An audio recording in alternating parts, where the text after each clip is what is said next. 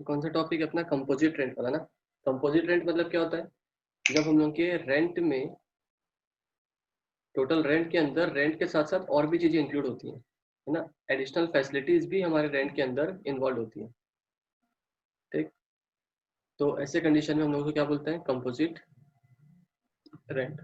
तो composite rent में हम लोग को बहुत सारी फैसिलिटीज भी दिखेंगी जो अलग अलग वो हमें ऐड कर दी गई हैं, तो उनका क्या ट्रीटमेंट किया जाएगा वो अपने को देखना है। A is the owner of house property in Delhi. तो ए की जो प्रॉपर्टी है वो कहाँ पर है? दिल्ली में। इट्स म्युनिसिपल वैल्यू इज कितना? 75,000। फेयर रेंट कितना? 1 लाख। स्टैंडर्ड रेंट दिया 90,000। तो जब इसका मतलब क्या हो गया, हमारे पास स्टैंडर्ड रेंट गिवन है, मतलब रेंट कंट्रोल एक्ट में कवर्ड है। तो रेंट कंट्रोल एक्ट में कवर होता है तो जीएवी कैसे निकालते हैं हम लोग? पहले म्युनिसिपल वैल्यू और fair rent whichever is higher देखते हैं। जो आंसर आएगा वो और standard rent whichever is lower देखते हैं। एंड वो जो आंसर होगा वो और actual rent whichever is again higher होगा वो देखते हैं। ठीक है, और आगे दिया है अपने पास क्या क्या था? म्युनिसिपल वैल्यू, फेयर रेंट और स्टैंडर्ड रेंट तीनों गिवन है। It has been let out for 90,000 per annum, और हम लोगों ने उसको लेट आउट किया है उस प्रॉपर्टी को कितने में? तो 90,000 में लेट आउट किया है। The municipal value, sorry, municipal tax payable by the owner comes to rupees 10,000, but the landlord has taken an agreement from the tenant stating that the tenant would pay the tax directly to the municipality. इसके बारे में शायद मैं बताया था उसी दिन। क्या करना है इसका? म्युनिसिपैलिटी टैक्स पेबल कौन रखा अपने पास?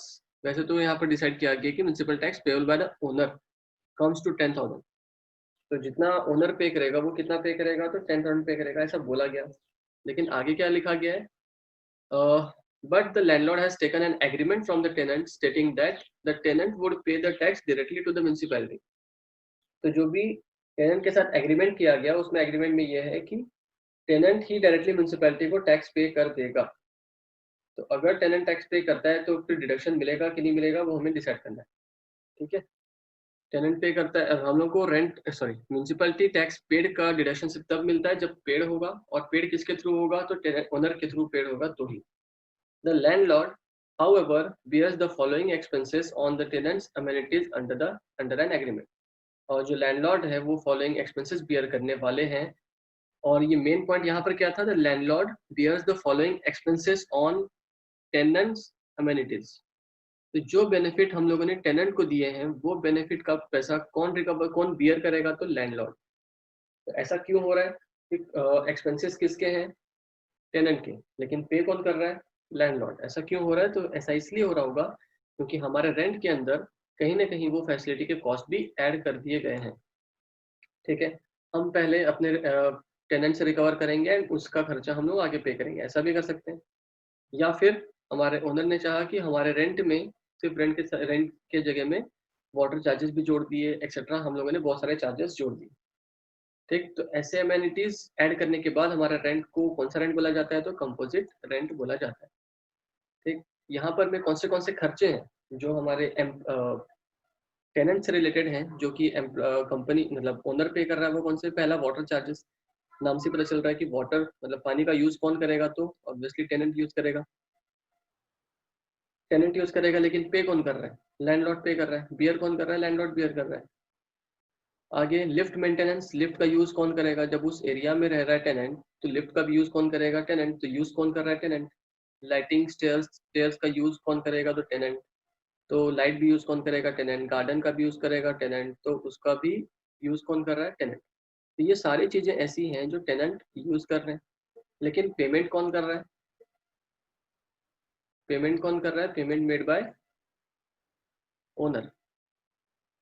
तो ऐसा क्यों होगा कि भाई आप यूज करोगे लेकिन हम पे करेंगे? क्योंकि आपसे हमने पहले ही रेंट के अंदर ही बहुत सारे खर्चों को यूज मतलब ऐड कर दिया। तो वो कौन से थे? ये सारे, और इनका टोटल कितना हो रहा है?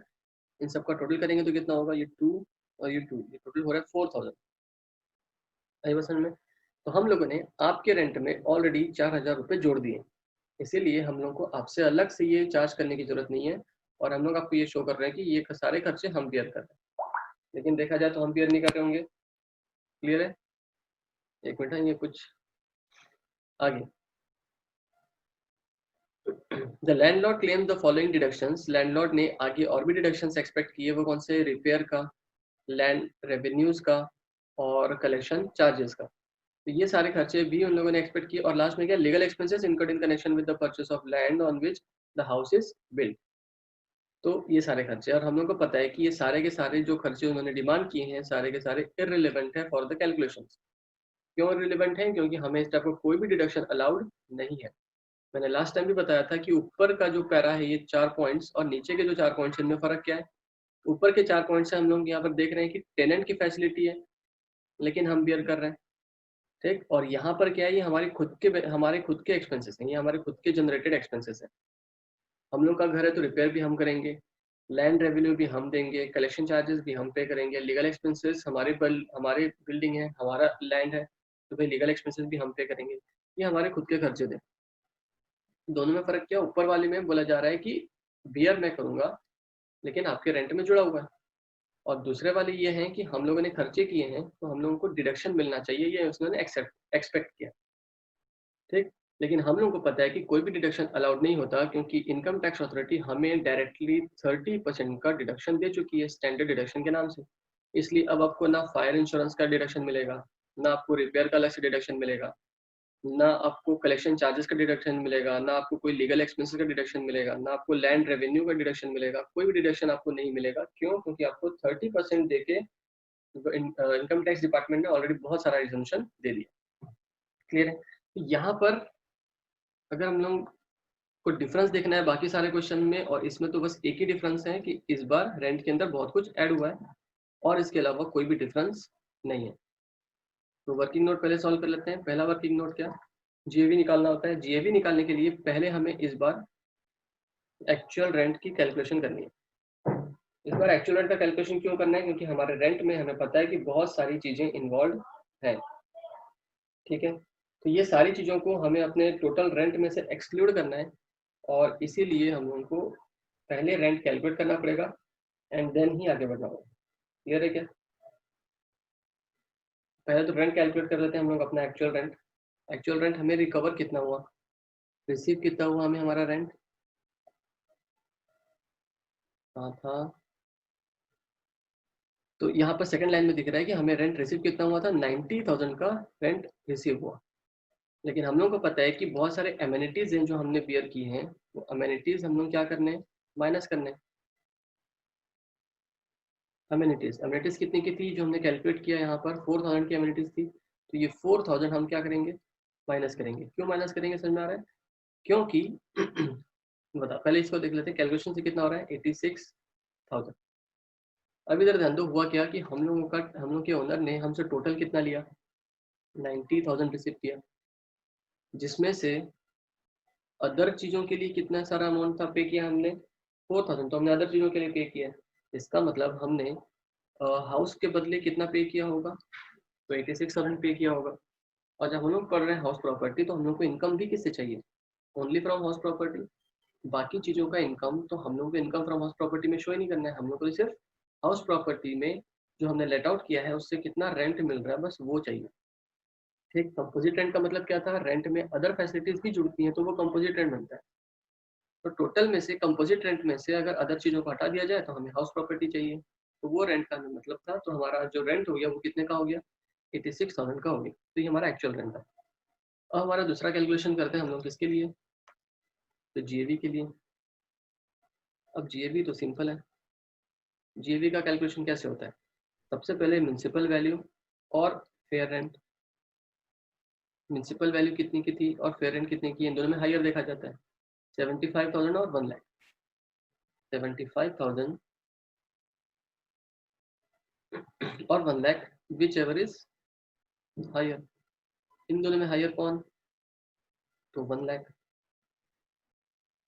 उसके बाद हम लोग किसे कंपेयर करते हैं, तो स्टैंडर्ड रेंट से कंपेयर करते हैं, और वो कितना था, शायद 90,000 था।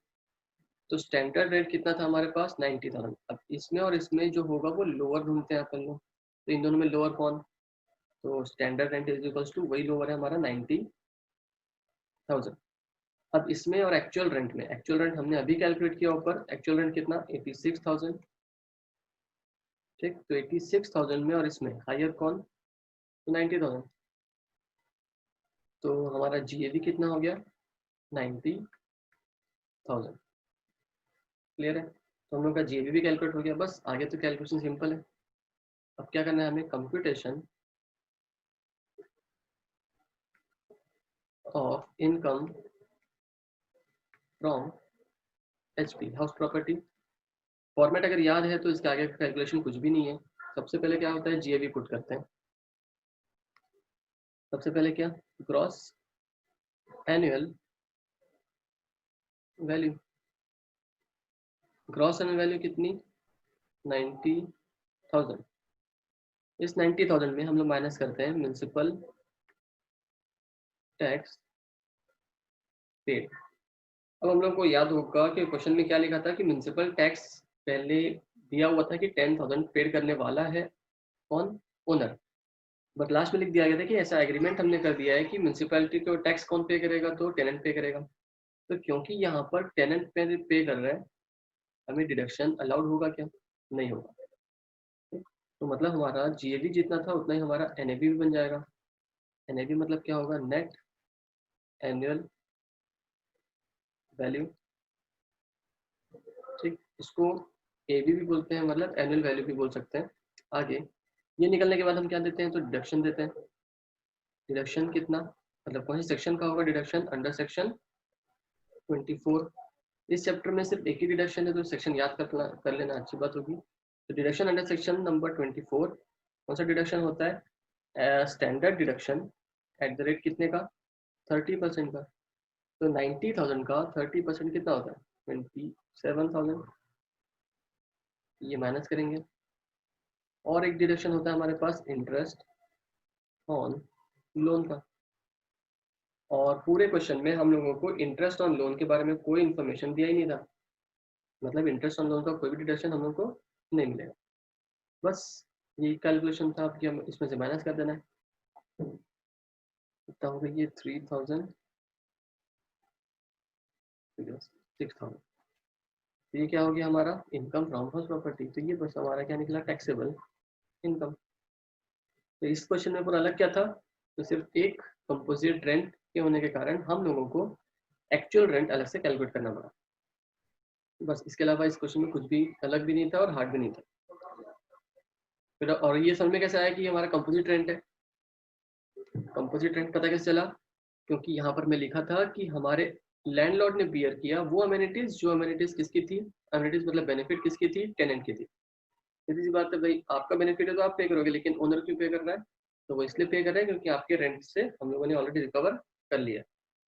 और अगर आपके रेंट में बहुत सारी चीजें इंक्लूड होंगी तो उसको क्या बोला जाता है, कंपोजिट रेंट।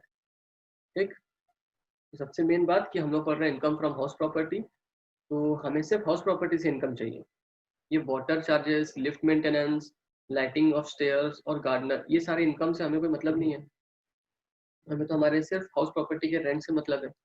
तो सारे टोटल इनकम में से ये सारे अदर इनकम को हटा देंगे, तो जो बचेगा वो हमारा रेंट इनकम होगा। तो वही चीज हम लोगों को कैलकुलेट करना था बस, और कुछ भी नया नहीं था।